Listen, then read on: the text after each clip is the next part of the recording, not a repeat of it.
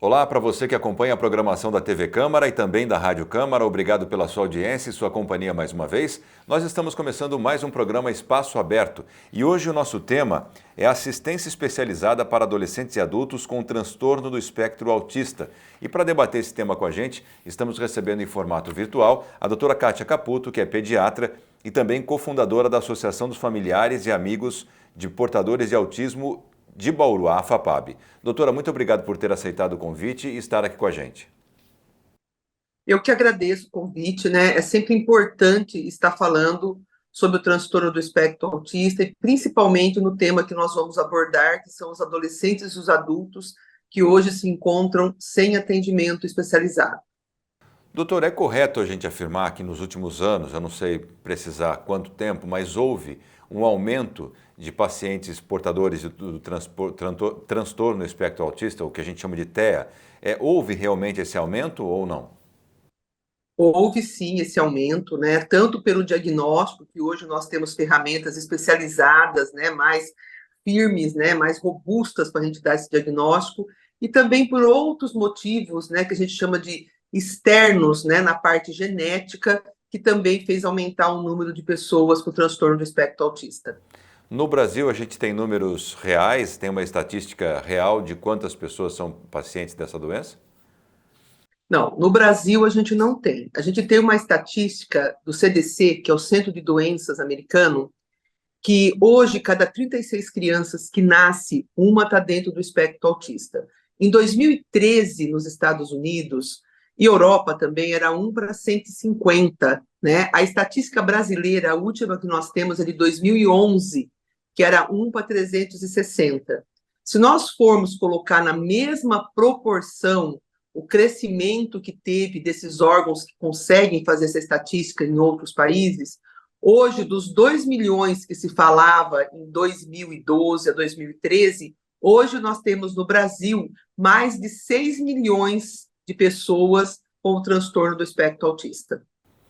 Muito bem. Como é que desculpa, a senhora falou que tem agora mais ferramentas para esse diagnóstico, né? Quando é que se percebe isso, doutora? Quando é que as famílias começam a sentir a necessidade de procurar um especialista para confirmar esse diagnóstico? A maioria das pessoas procuram um especialista quando não vem a linguagem. Quando chega com 2 anos, 2 anos e meio, a criança não está falando. Mas, na verdade, os testes que existem hoje para se dar o diagnóstico do transtorno do espectro autista, eles já podem ser aplicados a partir de 1 ano e 8 meses. Então, o primeiro teste que chegou no Brasil, e é teste clínico, não é um exame de sangue, tá? Ele chama CARS. Ele chegou no Brasil há mais ou menos uns 12 anos atrás, e ele é um dos testes, são vários, que a gente aplica para levantar a hipótese do transtorno do espectro autista. Existem níveis? Eu gostaria que a senhora explicasse essa questão da diferenciação do grau do transtorno, doutora. Hoje, ainda a classificação do transtorno do espectro autista é por níveis. Isso em breve vai mudar, porque o CID-10 também vai mudar. Mas hoje a gente tem o nível de suporte 1, nível de suporte 2 e nível de suporte 3. Por que suporte? Porque o nível ele vai ficando mais importante ou vai amenizando os sinais conforme a necessidade que o indivíduo precisa de suporte. Então, se eu tenho uma criança que não fala, que não tem atividade de vida diária, independente, que precisa do outro para tudo, ela é um nível de suporte 3. Se eu tenho um indivíduo que ele não precisa tanto, que ele tem uma certa independência de atividade de vida diária, não de uma forma tão completa, tão expressiva, mas ele se comunica, ele tem um nível de suporte 2. Se o indivíduo é um nível de suporte 1, então ele tem independência de vida diária, ele consegue se comunicar, e nesses indivíduos o que mais impacta é a dificuldade na interação social, que nos outros níveis de suporte é mais importante ainda. Então, já fala, nível 1 de suporte, o nível 2 e o nível 3. É o quanto esses indivíduos precisam de suporte para você classificar esses níveis. Agora, doutora, vamos caminhar aqui para para o nosso assunto principal dessa entrevista, é que quando a gente fala do transtorno do espectro autista, a gente sempre lembra de crianças. Sempre pergunta como foi o diagnóstico, como é que ela vai na escola, tem um acompanhamento especial. Nós temos aqui em Bauru, inclusive, a FAPAB, que faz um trabalho fantástico, voltado primeiramente às crianças, mas com esse aumento que a gente falou aqui desde o começo da entrevista, é claro também que vai aumentar a população de pessoas adultas que sejam portadores do transtorno. Já existe, doutora, alguma atitude, alguma atividade, algo voltado para as pessoas adultas, né? Porque principalmente a questão de pacientes que acabam tendo o suporte 3, que é o mais grave, e acabam perdendo familiares, pai, mãe. Como é que esse adulto aí, ou esse adolescente, acaba ficando, né? Eu gostaria que a senhora falasse um pouquinho a perspectiva da FAPAB, né? Até mesmo das pessoas que militam nessa causa, para essa nova fase, que se ainda não chegou, em breve deve chegar, né, doutora? Exatamente, e é uma preocupação muito grande, porque essas pessoas, elas estão chegando, elas estão batendo aqui na nossa porta e elas estão pedindo ajuda. O que acontece? A criança sai da escola, né, principalmente o nível de suporte 3, ele não consegue fazer um trabalho sem estar monitorado, então esses indivíduos, eles acabam ficando em casa. Outro dia foi muito triste, né, porque eu atendi um rapaz que ele falou assim para mim: eu fiquei a minha vida inteira num quarto. A maior parte da minha vida eu fiquei num quarto. Porque ele tinha uma dificuldade, ele tem, né, uma dificuldade intensa para interagir. Ele teve um diagnóstico tardio, então ele passou por todas as dificuldades possíveis, tá? Sem ter um diagnóstico, sem ser compreendido, né? E hoje a gente consegue, até mesmo para os adultos, ter uma ferramenta para a gente estar fazendo esse diagnóstico, mas e aí? Eu tenho o diagnóstico, e agora? O que isso vai me ajudar? Quais são as ferramentas que a gente tem para estar ajudando essa população? Quando a gente fala no nível de suporte 3, tá, que esse indivíduo não tem capacidade ou não tem condições de trabalhar, e os pais estão ficando idosos, aí vem aquela angústia, né? Quem vai cuidar desse indivíduo? E geralmente não existe esse alguém que vai cuidar. Então, hoje, um grande plano que nós estamos começando a traçar aqui na FAPAB é realmente fazer a residência dia, a residência assistida e também o trabalho monitorado. Então, o que seria a residência dia? Seria esses indivíduos, tá, que estão em casa, que estão sem fazer atividade nenhuma, mas que ainda têm o seu lar, eles virem para fazer atividades, que seja atividades de artesanato, atividade de trabalho, atividade de informática. Então, eles terem um dia, tá, para que essas mães também possam ter esse dia que elas não têm. Essas mães, geralmente, elas vivem em função dessa pessoa com transtorno do espectro autista no nível de suporte 3. Então, a residência dia seria um plano, tá, para nós acolhermos esses indivíduos durante o dia e eles fazerem atividades. Nós temos vários trabalhos sociais na cidade direcionado para pessoas, né, até com muitos transtornos, mas não um local específico para indivíduos com transtorno do espectro autista. A residência assistida específica para indivíduos com transtorno do espectro autista, nós também não temos. Então, esse é o próximo projeto que a FAPAB vai abraçar. O que seria residência assistida? Um local para essas pessoas morarem. Nós estamos atrás agora da AMA em São Paulo, que é um local que existe a residência assistida, até para nós iniciarmos um projeto baseado no que já existe e funciona. E a outra frente é o trabalho monitorado. Quando eu tenho um indivíduo de nível de suporte 3, ele não vai conseguir, mesmo trabalhos como trabalhar no mercado, empacotar, embrulhar, ele não vai conseguir fazer isso sem ele ser totalmente monitorado e ter suporte. Então, também, o trabalho assistido é um próximo passo que nós estamos pensando em tomar. Porque hoje não existe esse serviço direcionado para indivíduos com transtorno do espectro autista. Acabam ficando pessoas com outras deficiências no mesmo lugar, né, doutor? Isso Exatamente. E às vezes, né, Quando você fala, por exemplo, que nós estamos trabalhando com transtorno, que cada 36 pessoas que nascem, crianças, uma pode estar dentro do transtorno, dentro dos seus níveis de suporte, como é que isso vai ser daqui uns 20, 30, 40, 50 anos? Se nós não pensarmos nessa população. Hoje nós temos os adolescentes, os adultos de nível suporte 1 e suporte 2, porque não é porque é nível de suporte 1 e suporte 2 que não é difícil para as famílias. Esses indivíduos, eles têm muita dificuldade no mercado de trabalho. Eles passam por vários empregos e eles não são entendidos.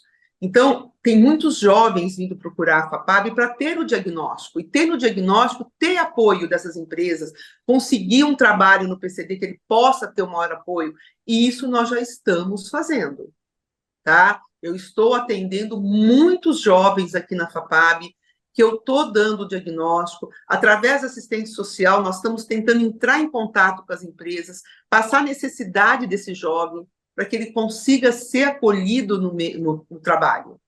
Né? Então, isso daí é muito importante para as famílias, porque esses indivíduos, quando eles ficam em casa, ociosos, com todas as dificuldades que eles têm, aí vem as comorbidades, que é a depressão, a fobia social, o transtorno de ansiedade. Então, nós temos muitos transtornos dentro da psiquiatria, né, que faz o indivíduo ter autolesão ou heterolesar, mas os indivíduos do espectro autista têm mais essas comorbidades, e isso acontece muito, e o desespero das famílias é muito grande. Então, assim, a gente quer muito abraçar essa população que está batendo tanto na nossa porta, é que nós não temos mais braços. Então, nós vamos iniciar esse projeto, mas sem recurso, né, a gente não consegue abraçar todos que precisam, mas nós estamos correndo atrás disso. A senhora trouxe um dado interessante aqui, que além de todo esse trabalho que a FAPAB faz e outras instituições aqui no estado de São Paulo que atendem pessoas com transtorno do espectro autista, que é o treinamento para as empresas, porque a gente tem uma legislação. Então, muitas empresas, é claro que existem exceções, mas a grande maioria faz para cumprir a tabela e fazer a exigência da lei.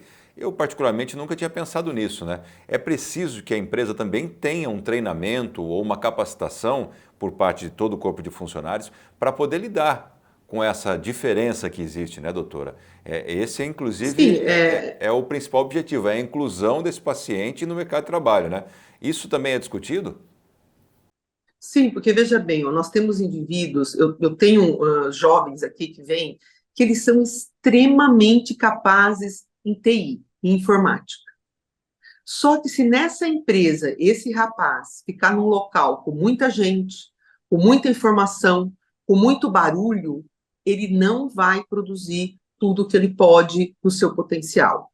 Então, nós temos jovens aqui que a gente está tentando entrar em contato com as empresas e colocar essa necessidade de ficar num lugar mais tranquilo, não com muita gente, e tem empresas fazendo isso. Tá? As pessoas entenderem, por exemplo, que se esse jovem não conversa, se ele não consegue interagir, não é porque ele tem assim, não quer interagir, é que ele não consegue.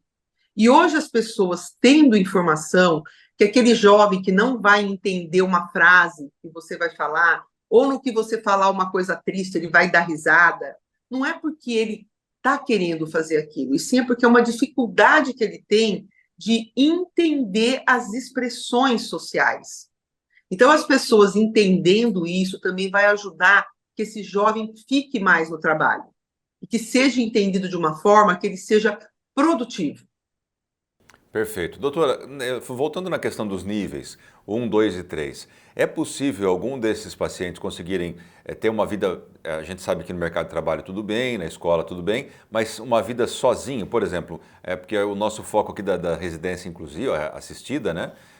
Existe possibilidade de um paciente com transtorno do espectro autista morar sozinho, por exemplo, levar uma vida autônoma? Quais desses níveis? Lógico, os indivíduos. Eu tenho adultos aqui que são casados e têm filhos, principalmente quando eles são entendidos, tá? Então, sim, é possível. Eu tenho um amigo meu médico que teve o diagnóstico de transtorno do espectro autista na vida adulta. Ele tinha vários problemas, passou por muitos sofrimentos, por muitas adaptações, porque não se entendia e não era entendido. Então, a gente vê muitos jovens, muitas pessoas com transtorno de espectro autista, tá? Sim, eles têm toda a condição de ter uma vida autônoma, principalmente os indivíduos hoje que precocemente têm um diagnóstico no nível de apoio 1, eles podem sim, e muito o que fica é mais a dificuldade social. Eu sempre falo, os indivíduos no nível de suporte 1 vão precisar de terapia comportamental o resto da vida. Nós precisamos também, né, nas várias fases da nossa vida, se a gente pudesse ter um apoio. Quantas dúvidas nós não temos? Agora, você imagina quando você tem uma dificuldade social, de previsibilidade, de entender o meio, o quanto é sofrido. Então, se essas pessoas tiverem um diagnóstico, tiverem um apoio terapêutico, elas podem ter uma vida, sim, totalmente autônoma. Como eu tenho muitas experiências aqui na FAPAB. Nível 2 e 3 também ou não? Então, nível 2 e 3, difícil, muito difícil. Esse Agora, seria o foco, então, né? A gente não pode esquecer uma pergunta que as pessoas sempre falam. Mas se o indivíduo é nível de suporte 3, com diagnóstico com 3, 4 anos, esse nível pode mudar? Lógico. Se isso não pudesse mudar, por que nós estamos aqui? Por que nós estamos fazendo diagnóstico e intervenção precoce? Então, eu tenho pacientes, por exemplo, uma pacientinha minha, que eu levantei a hipótese, a mãe, na verdade, era uma mãe muito atenta, com 6 meses de idade, ela percebeu que a menina não olhava para ela. Nós começamos a intervir de uma forma lúdica, sensorial. A menina hoje é um nível de suporte 1. E se ela não tivesse tido intervenção precoce? Provavelmente ela seria um nível de suporte 2 ou 3. Na vida adulta, isso pode mudar? Com muito apoio, pode melhorar. Tá? E eu, por exemplo, eu tenho uma filha nível de suporte 3. Eu nunca deixo de aplicar nela. Ela vai ter uma vida autônoma? Não. Só que eu não quero que a minha filha babe. Então, eu não deixo de fazer nela terapia sensorial. Eu quero que a minha filha ande direito, que eu possa ir com ela em vários lugares. Então, eu não paro de fazer fisioterapia. Eu quero que a minha filha deite num banco de dentista, que nem ela deita hoje, e deixe a dentista mexer. Porque foi feito muito trabalho. Então, a gente precisa ver muito o que a gente quer desses indivíduos. Quando a minha filha era pequena, eu esperava que ela lesse, que ela escrevesse. Hoje, o que eu espero? Que ela pare de usar a fralda noturna, eu ainda espero isso. Que ela coma sozinha, eu ainda espero isso. Talvez eu não consiga que ela vá tomar banho sozinha, mas eu ainda luto por isso. Então, a gente nunca pode parar de aplicar nos indivíduos. Porque qualquer autonomia, nós mães pensamos, poxa, na hora que eu faltar, isso ele vai fazer sozinho. Isso ele não vai precisar de outro. Então, a gente não para nunca de aplicar, mesmo sendo um nível de suporte 3. Qualquer independência que ele consiga para uma mãe é uma vitória enorme. Enorme. Perfeito, doutora. Um depoimento fantástico aqui para quem está nos acompanhando. Agora, para a gente finalizar, eu sempre ouço a doutora Kátia falando, nós já não temos mais perna, não temos mais braço, não temos mais capacidade. É porque eu acredito que os serviços especializados são muito pequenos ainda no Brasil, aqui em Bauru também, e principalmente da iniciativa de pessoas envolvidas. Como é que está a política pública para isso, doutora, na sua visão? Os governos municipais, estaduais e federal têm dado suporte, têm dado o que precisa para que esses pacientes possam levar uma vida mais próxima do normal? No Brasil, nós estamos há anos-luz atrás, né? Eu atendi uma paciente no meu consultório que ela veio, eu não lembro agora se foi Austrália ou Califórnia, por exemplo. Lá, nesse local, que eu não me lembro corretamente o que essa mãe me falou, 6 meses o pai trabalha, 6 meses a mãe trabalha, e eles têm o salário integral do emprego, mesmo estando em casa. As políticas públicas para isso no Brasil estão começando. E uma coisa que poderia ser um direito é extremamente difícil para os pais. Saúde, tá? É uma obrigação do Estado. O quanto é difícil a saúde, tanto para os indivíduos do transtorno do espectro autista, como para todas as outras áreas. Mas veja bem, é o que eu sempre falo, o que me deixa mais triste? Há mais ou menos uns 3, 4 anos atrás, o serviço que a FAPAB fazia, não muitos anos atrás, era o meu trabalho do diagnóstico precoce. Aí nós começamos a ter projetos, que nós começamos o ano passado, e agora nós estamos fazendo uma parceria com a educação. O que está acontecendo? Eu estou vendo aquela criança que eu atendi lá com 1 ano e 8 meses e eu dei o diagnóstico, voltando agora com 5 anos na fila para ter saúde. Então, como é que eu vou te responder? Você acha que isso está bom? Isso está péssimo. Nós podemos nos desenvolver em qualquer fase das nossas vidas, mas esses indivíduos perderam o seu tempo ótimo, 4, 5 anos da sua infância, sem ter uma terapia. Então, assim, estamos muito atrás. Você vê uma família esperando há 3, 4 anos para o filho ter atendimento, isso é muito doloroso. Então, assim, está faltando muito, muito, muito, muito para que a gente tenha uma saúde próxima ao ideal. E que nem, por exemplo, a FAPAB, depois de tantos anos, agora que foi ter uma parceria com a educação, para nós prestarmos um trabalho de referência. E nós esperamos conseguir muito mais coisas, mas é tudo muito difícil, muito difícil.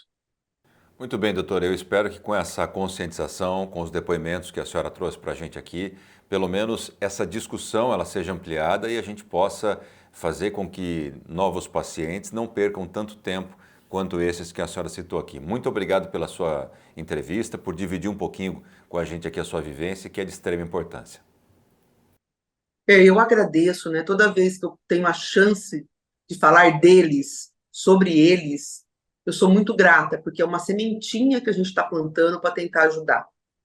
Eu agradeço a oportunidade e o espaço que vocês me deram.